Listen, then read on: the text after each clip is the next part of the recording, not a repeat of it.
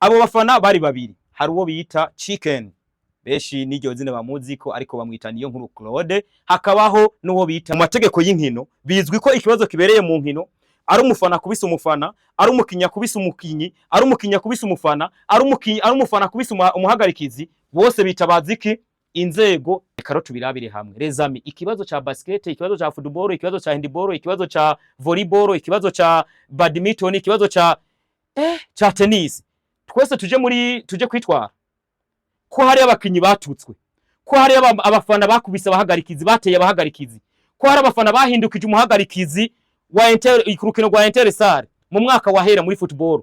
Umufana yaraje afata umuhagarikizi aramukubita aramunoza aragwa hasi, baje mu butungane. Ariko nawe witwaye, imbere ko witwara ni byiza kubanza ukamenya amategeko agenga. Hari ico bita tribunal ijejwe guca imanza zo muri sport, yo bita TAS, biba ngomba kuyijako kuyitura ikagukemurira ico kibazo. Reka ndabereke muri federation y'umupira w'amaguru n'umwenda garukayo, hari abantu bafise imanza zimaze sport. Rero mezami tuje kuyivanga n'ibindi bintu bidakwiye, kuvuga ngo jewe wantutse, bantukiye ku kibuga, banyandagaje ku kibuga, ukajija kwitwara hariya, tuzosanga sport twayishe neza na neza, bibe ibindi bintu kuburyo umuntu aza ku kibuga aza yihonyora atavuga ku kibuga. Oro siko byahaguye kugenda ku kibuga, tuzavugira ngo abantu bagira iki no kubandi, kuko twarabonye abafana bateye imbaho cyangwa se batera abahagarikizi, kandi abarimwe abahagarikizi impuza makungu atari n'abarundi, abo ntibitwariwe. Twabonye umukinyi yakubiswe ku kibuga, uwo bitaka Mayenge mu mwaka uheze, umukinyi wa Dinamo, ndabigaruka ngo je sinzi guhisha ikintu. Umukinyi wa Dinamo yakubiswe n'umukinyi n'umufana bita Mabiro, aramutera akabaho, amutera ku kibuga ariko arakina. Ibyo byose ibaze nk'ubu umushikiranganje w'inkino yumvise ko hari abantu bariko baragira ubwo kuja ku kibuga bahora bisanzura, yarahora abona ryambiase abantu baza ku kibuga kugira ngo baryoherwe, ukacumva ngo hari umuntu rijya hangana ryanyu nk'abafana, niryo rituma inkino ziryoha. Ereza makwe nyuma y'inkino aca bayico bita fair play mu kubahana. Salut beaucoup les amis, j'espère que vous allez bien. Nitwa Suleimani niyo nkuru Papa Utamu indimbura, nkabandi muri Utamu podcast les amis. Mezemte abari Bujumbura nizere ko mumeze neza cyane, abari Iburaya na muri Amerika nizere ko ibihe bikomeje kuba byiza cyane. Ariko dossier ya basket irakomeye cyane. Basketball mu gihugu cy'u Burundi irimo ibibazo byinshi twifuza ko birarangira gute rero? Icyambere nuko hategeza kubaho uburongozi buza bugafata ingingo kandi kubahirizwa, hakongera akabaho abakunzi ba basketball bayiha agaciro, bakongera bakagira iki bakabiviva, hakongera hakabaho imigwi ikina basketball ikaryohera abantu. Ico ngiye kuvuga n'abafana bahanganye mu buryo bukomeye cyane, kugezaho bagezeho bitabaza n'inzego z'igihugu na cyane ubutunganereza kwezi kwa kane habaye urukino rwahoze umugwi wa Dinamo Basketball Club ndetse n'umugwi w'Urunani Basketball Club. Dinamo irarutsinda urwo rukino, ariko imbere y'urwo rukino habaye ico no kwita ibidasanzwe ku kibuga cha basketball bitari bisanzwe biba, aho habayeho abafana bakwiyamiriza umuntu w'umufana nawe asanzwe akunda uwundi mugwi wo muri basketball. Ico gihe bamwiyamiriza bari bacapye ko uwo muntu kuri banderole, ico ni kimwe, bongera bacapa ko n'umukinyi wa Dinamo Basketball Club ariwe Nijimbere Jogibert. Uwo muntu nabo bavuga ntabwo ari uwundi, niwo bita Kiyaremanino Gisre, akaba ari bari bacapye ko ngaho mugo, bakavuga bati bari bamucapye ko bavuga bati turakwiyamirije ibintu byo kuvuga abakinyi bacu nabi, ubasabisha ibi nabiriya. Ibyo sishaka kubitebako cyane, ahubwo n'ingingo yafashwe na federation. Ku munsi wa gatano twabonye amaketa sohoka avuga yuko hari abafana bahagariswe kwinjira ku kibuga cha basketball mu gihugu cy'u Burundi ku nkino zikinwa ngaha mu Burundi. Abo bafana bari babiri, hari uwo bita Chicken, beshi n'iryo zina bamuziko ariko bamwita niyo nkuru Claude, hakabaho n'uwo bita Kayaga, mukunzi abara abakunzi ba Dinamo Basketball Club. Ibyo ngiye kuvuga rero ni inyuma yaho ivyo bihano bimaze gufatwa, bavuze bati aba bafana bategerezwa kugira iki, kuzogora ku kibuga ari uko haheze kwigarekerezo rya kane ntibazotonda ku kibuga, ndetse no kwigenekerezo rya 26 na 27 ntibazotonda ku kibuga. Les amis, abantu barazi ko ari ibintu birangiye, FEBABU yamaze gufata ingingo. Ariko kuri uno munsi twabonye mu nkino kintu no kwita kitamenyerewe mu gihugu cy'u Burundi, nuvuga ko atari n'ivyi Burundi, aho umuntu agiranira ikibazo n'uwundi ku kibuga, uyu munsi bakaca baja hehe mu butungane. Ntabyo tumenyereye, ariko gusa mu mategeko y'inkino bizwi ko ikibazo kibereye mu nkino ari umufana kubisa umufana, ari umukinya kubisa umukinyi, ari umukinya kubisa umufana, ari umufana kubisa umuhagarikizi, bose bitabaza iki? Inzego ziri sportif. Inzego ziri sportif ni zihe? Nukuvuga ngo niba ari kazi kwereye muri basket, bagikemurira muri basket. Basket ifise icyo bita commission ijejwe indero. Iyo commission ijejwe indero rero muri basket nibaza kwihari. Hari ikintu bita commission ijejwe security. Muri basket muri FEBABU irahari. Initegeza gufata izo ngingo. Niyo mpamvu ibintu bibereye ku kibuga rimwe na rimwe abantu bajejwe security baravyamagana bakavuga ati ibintu bikwiye. Discipline naho ni hamwe ya commission ikigenda ikicara ikavuga ngo turafasha ingingo. Reka ndabibutse gato muri FFB mu mupira w'amaguru, ishira mu mupira w'amaguru mu gihugu cy'u Burundi no munsi basohoye itangazo ry'iki rya komisiyo y'abahagarikizi, aho bafatiye ingingo umuhagarikizi umwe bakavuga bati uri kurigenza neza turaguhagaritse kugira ngo dukingire urwego rwacu rw'abahagarikizi. Bivuze ngo rero no muri komisiyo ya discipline muri FEBABU nabone bashobora kubona ati uyu mukinyi, uyu mufana, uyu nuyu, uyu mumambere ntaye karigenza neza turamuhanye. Rero federation ya FEBABU yarafashe ingingo ku munsi wa gatanu isohora makete yerekana ko abo bafana batemerewe kwinjira ku kibuga, babafatira ibyo bihano. Ibyo bihano bimaze gufatwa rero, kumbe hariho wa mufana nigera kuvuga hejuru kiyaremanинwa Jisre aja hehe kwitwara kutaburiza amakonvokasiyo w'abafana babiri navuga ko baba baramwandagaje n'ibindi byinshi nabonye by'ibyaha bariko byatumye batumwako muri inde mu butungane. Reka ro tubirabire hamwe. Rezami, ikibazo cha basket, ikibazo cha football, ikibazo cha handball, ikibazo cha volleyball, ikibazo cha badminton, ikibazo cha tennis. Twese tuje kwitwara ko hari abakinyi batutswe, ko hari abafana bakubise abahagarikizi, bateye abahagarikizi, ko hari abafana bahindukije umuhagarikizi wa rukino rwa Intersar mu mwaka wahera muri football. Umufana yaraje afata umuhagarikizi aramukubita aramunoza aragwa hasi. Baje mu butungane. Ariko siko bikogwa. Hari inzego ziba muri sport. Ni niyo mpamvu sport ziba ziri protege, bisigura ngo kugira ngo cyakintu byaja mu bita fair play ribandanye biya bisaba yuko abantu bari muri izo sport bose babazi ikintu bita fair play. Yo habaye ikosa bicara hamwe, inzego ziba zijeje urwo rukino zigafata ingingo kugira ngo ntihagibandanye ukononekara cyangwa se no gutesha agaciro urwo rukino. Ariko muri basketball siko bimeze. Ivyo no kwita bamwe no kwigiza nkana, 2 bamwe n'ubugome cyangwa se gushaka guhemukiranira, gushaka kwihoranira babicije muri sport kandi bidakogwa, 3 kutamenya amategeko. Bisigura ngo rero nimba ari ikibazo cyabereye ku kibuga ca departement urukino rwa VBL rikurakinwa, icyambere FEBABU ni ifata ingingo. Imaze gufata ingingo ata witwaye cyangwa hariho witwaye, reka dufate ko ata muntu numwe yitwaye, kuko kugeza ubu nta muntu ari yitwaye muri FEBABU ngo jewe bamfashe nabi bantutse bagize iki, nta numwe ari yitwara muri FEBABU. FEBABU ikabona ko bidakwiye igahana abantu bakoze amakosa, ndavuga babafana yarabafatiye ibihano. Umuntu nawe akashaja kwitwara mu rwego novuga ko rw'igihugu administration, akashaja kwitwarayo abagize icyo no kwita ukwerekana ko fair play atayafise. Ariko rero nawo udafise fair play, amategeko akingira izo nkino abahari nayo nyene. Nukuvuga ngo nagwa rubanza kugira ngo rucikwe hariya hategeza kubisungo ya mategeko agenga inkino n'ubundi. Sinzi ko abantu bavyumva. Hari amategeko y'igihugu akongera akabaho n'amategeko agenga izo nkino. Bisigura ngo rero bano bantu bahagaritswe bahanywe muri FEBABU. Nukuvuga FEBABU itegeza gutanga kopi ikayitanga kuri wa muntu yitwaye cyangwa se wa muntu yatumije ko babandi, ndavuga nimba ari nk'umuopeje yatumije ko babandi, nimba ari umukomiseri yatumije ko babandi, nimba ari nyumba 10, nimba ari nzezwa mihana yatumije ko babandi, nubundi ya mategeko ateza kwisunga ya mategeko agenga inkino. Ariko nawe witwaye, imbere ko witwara ni byiza kubanza ukamenya amategeko agenga inkino. Alors nimba binaniranye muri FEBABU ukaba utitwayeyo, premièrement uba wabiriye ama etape ucija kwitwara muri seno.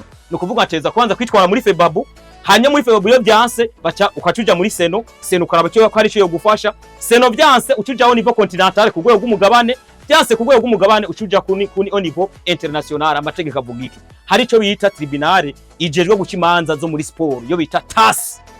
Biba ngomba kuyitura ikagukemurira ico kibazo. Reka ndabereke muri federation y'umupira w'amaguru n'umwenda garukayo. Hari abantu bafise imanza zimaze imyaka 3 zitaracibwa canke se zanaciwe zitarashigwa mu ngiro. Kubera iki? Ugasanga nk'umuntu w'umumenyereza ekipe yaramwambuye amafaranga canke se yaramwirukanye idakurikije amategeko, bikaba ngombwa ko muri yitwara muri federation hariho nababwiye ko hariho komisiyo ijejwe juridique ijejwe guca imanza muri federation. Yici yugo rubanza ukabona we nturushimye, ucuja hehe uca witwara ku rwego hejuru. Ku rwego hejuru ushobora kuja muri TAS ugashingisha urwo rubanza. Niko bigenda. Sport rero mezami turiye kuyivanga n'ibindi bintu bidakwiye. Kuvuga ngo jewe wantutse, bantukiye ku kibuga, banyandagaje ku kibuga, ukajija kwitwara hariya, tuzosanga sport twayishe neza na neza, bibe ibindi bintu kuburyo umuntu aza ku kibuga aza yihonyora atavuga ku kibuga. Oro siko byahaguye kugenda ku kibuga, tuza kugira ngo abantu bagira iki, banezego. Rero je ngomba ngirero kuwo ndanisabire umushikiranganje w'inkino ajejwe iyinjira ry'u Burundi mu karere ka EAC, urwaruka inkino n'imico kama, adufasha iki kibazo kiri muri basket agifate mu minwe. Bitabaye ivyo, bibe ngombwa ko iki kibazo kiri muri basket ntikibe kibazo cy'umufana umwe. Ibi bibaye ko umuntu aja kwitwarirwa kubera yashwanye n'uwundi canke se yabwiraniye n'uwundi ku kibuga, ejo bizuba no kubandi, kuko twarabonye abafana bateye imbaho canke se amabuye mu kibuga batera abahagarikizi, kandi abarimwe abahagarikizi mpuzamakungu atari n'abarundi, abo ntibitwarira. Mugabo no munsi umuntu atakomerekejwe niwe agiye kwitwarirwa. Twabonye umukinyi yakubiswe ku kibuga, uwo bitaka Mayenge mu mwaka uheze, umukinyi wa Dinamo, ndabigaruka ngo je sinzi guhisha ikintu. Umukinyi wa Dinamo yakubiswe n'umukinyi n'umufana bita Mabiro, aramutera akabaho, amutera ku kibuga ari karakina. Iyo byose uwo muntu ntiyitwaye. Kubera iki? Hari amategeko akurikizwa. FIBA nitanga amarekomandasiyo nivuga ati bikwiye kugenda kandi uko barahanuye bigenda neza. Nashaka kuvuga ikintu kimwe rero, nimba mushaka inkino tuzija ko tukwenda twihonyora tuvise ubwoba, naka ninamuvugisha arashaja kundega, arashaja kumburanya, oya, ni byiza ko tubikora mu buryo buri sportive, tugakurikiza ikintu bita fair play. Hanyuma abo baje kwitwara nabo ni ukuvuga ce sont des personnes à éliminer, gukura muri sport. Abo bantu bashaka kuzana ugwanko muri sport, ce sont des personnes à éliminer. Twaravuze ko hari abantu babi ugwanko. Ibaze wewe uhagurutse muri tribune, ufashe amazi uteye muri tribune, uhagurutse muri tribune wubahutse umurongozi w'umugwi runaka, mugabo ejo rabo abantu barakubahutse cyangwa se n'ikindi gihe habaye ibindi bintu, uciwe wa muntu aja kugira iki, ibyawe ningo igutwara igitungwa ikagutanga kuraka. Je ngo ndababwira ikintu kimwe, twe tumetiriza sport.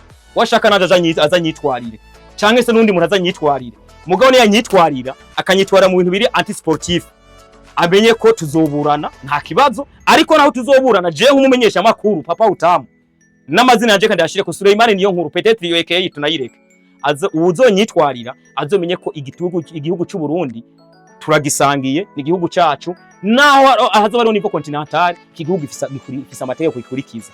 Mwaye mategeko ikurikiza rero hariho no gukingira umuntu muri ibyo babona ko bishobora kumugira iki, ko kwica izina giyiwe. Uyu munsi nimba ufashe umukinyi ukamutuka, federasi igafata ingingo yuko bino bintu bibujijwe. Ufashe umufano kwa mwandagaza, federasi igafata ingingo yuko ibyo bintu bibujijwe. Nta kintu na kimwe kirapfa. Uwo mukinyi aje kwitwara mu rwego rw'igihugu, aje kwitwara nawe. Jewe Suleimani nimba ufashe kwankubitira ku kibuga, abafana mu mwaka wa 2000 na kangahe ndibuka ko abafana kweze gushamirana n'abafana ba Interstar, ko ntagiye kwitwara. No, nuko munza amategeko icavuga, nukuvuga ngo ibyo ndabishira muri federation akabiri ifata ingingo. Mu gihugu cy'u Faransa muri 2013 habaye ikibazo ku rukino rwariko rurabera kuri ni Bastia, nibuka neza. Ico gihe ikipe bayifatiye abafana bateye amabuye mu kibuga baragwana. Ico gihe byabaye ngombwa ko urubanza rucibwa bitwara kugeza abafana babahanye kutinjira ku kibuga. Ninacho kimwe kandi nimba uri umufana ukabona ko umufana yitwaye nabi, ja muri federation witware, wabwira ati umufana je yandenganije. Federation izofata ingingo ikavuga ngo abafana b'iyi ekipe izo zirakina a wikro, ntabwo izo zirakina hari abafana. Bisigura ngo rero nimba bitangwe kuja mw'ibintu byo kwifurizanya isho no kwita guhangana gushwana, no c'est pas ça. Kuza kubeshiranira kwandagaza umuntu ntabwo bikwiye. Sport iguma ari sport, tuyitware nka sport nyene. Je nasabye umushikiranganje mu byajeje harimo inkino adufashe ikibazo kibera muri basket, ibibazo bera muri basket abari wabitorera inyisho, kuko je kubganje byanse naho turisabira umukuru w'igihugu abari wazodufasha nawe mugo nibaza ko umushikanganje ibyo nta kibazo na kimazo bidufasha, kuko abariko bararenga amategeko cyangwa se birengagiza amategeko agenga inkino, nibaza ko nabo nyene bari mu nkino. Bibaye ngombwa bibutswa amategeko, bibaye ngombwa federation yibutsa amategeko, bamwe bashobora kuba birenga batabizi, bakibaza ko babizi kumbe batabizi. Nako ndabwira abantu byabaye mu Bufaransa, urubanza rwa 2013 rwagiye guhera 2016, abafana bari amazigiye kingana gute batinjira ku kibuga. Bisigura ngo ekipe kuba boyihana ikazirakina a wikro birashoboka. Uwo mufana atera amacupa mu kibuga, uwo mufana tokanira muri VIP bakamubaninga bakamubuza kwinjira ku kibuga, ibyo birasanzwe no ngaha muri FFB barabikora.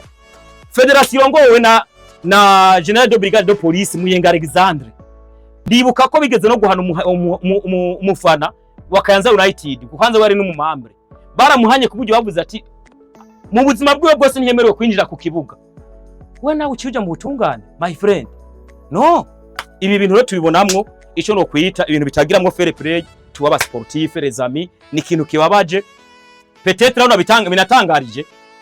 Nabonye ko convocation ngo bayitabuje kwigenekezo rya 25 ni kuvuga kwa gatanu umuntu abantu baza kwitaba ugo rubanza baza kuitaba kwigenekezo rya 28. Muga makuru ahari ngaha kuko turi muri sport twe tubivuga nkuko biri. Amakuru haravuga yuko amaconvocation y'abantu yabashikiriye mu gatondo igihe cy'isazi 2:10.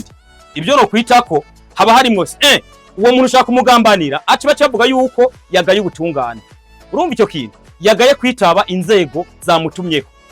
Ejo baca murungikira mandadari. Baca bamugira iki bamufunga. Les amis tuve nk'ibyo bintu. Ariko je ndasaba n'uwo muntu yatumye ko abo bantu canke se ubu butungane bwatumye ko abo bantu ni byiza ko begera amategeko y'inkino bakayakurikiza nayo nyine. Nivyo amategeko y'igihugu akurikizwe ariko n'amategeko y'inkino akurikizwe imbere ko tujya amategeko y'igihugu bujya mu nkino ngo bahera mu mategeko y'inkino bakaja amategeko y'igihugu mu nyuma. Ariko binakunda kuma convocation yatangwa bikwiye ko nabo muri federation bitabira ugo rubanza bakaza kutubwira ingene baruciye canke se ingene icyo bakoze bobo ko cari gikwiye ko bitweretse ko uwo muntu yafashe iyo ngingo n'umuntu ashaka no guhungabanya kino kwita basketball muri rusange. Les amis, je sinemeranya no kuja ko twese twoza umuntu akubwiye nabi umuntu mushwanye muri sport ucumubwira ngo ngiye kukwitwarira. Ni fair play, inkino ni fair play. Udafise fair play reka kuja ku kibuga. Udafise fair play reka gukurikirana inkino. Bazo gukubitira ku kibuga, muzoshwanira ku kibuga, ariko no ufise fair play uzovyihanganira. Udafise fair play rero guma muhira. Udafise fair play va mu gihugu uje kuba kuri Mars cyangwa uve kw'isi mu gihe urushaka uje gukurikirana inkino zo kuri Mars na za Jupiter. Mu gihe ufise fair play naho gumamana n'abandi bantu, udashaka kubana n'abantu mwicamake, udashaka kubana n'abandi bantu mu nkino, shira imbere kugira iki guhangana n'abantu. Mugo niwe ushaka kubana n'abantu mu nkino, shira imbere fair play. Les amis, mugira ibihe byiza cyane.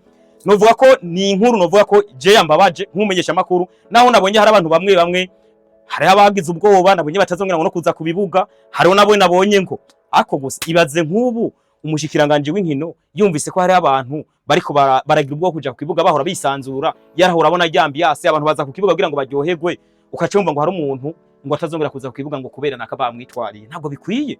Abantu bagize ubwoba, ntibikwiye ko tugira ubwoba. Nimuze kukibuga dushigikire, kandi kwa kundi nyene bisanzwe ko kijya kintu gituma rijya hangana ryanyu nk'abafana niryo rituma inkino ziryoha. Ereza makwe nyuma y'inkino aca bayicyo bita fair play mukubahana mugasangira, tubibona ku bubare inkino zirangiye. Lezabe mugira ibihe byiza cyane, ndabakunda cyane. Nitwa Suleiman niyo nkuru Indimbura. This is Utamu Podcast. Mugoro wa mwiza cyane cyangwa igitondo cyiza cyane.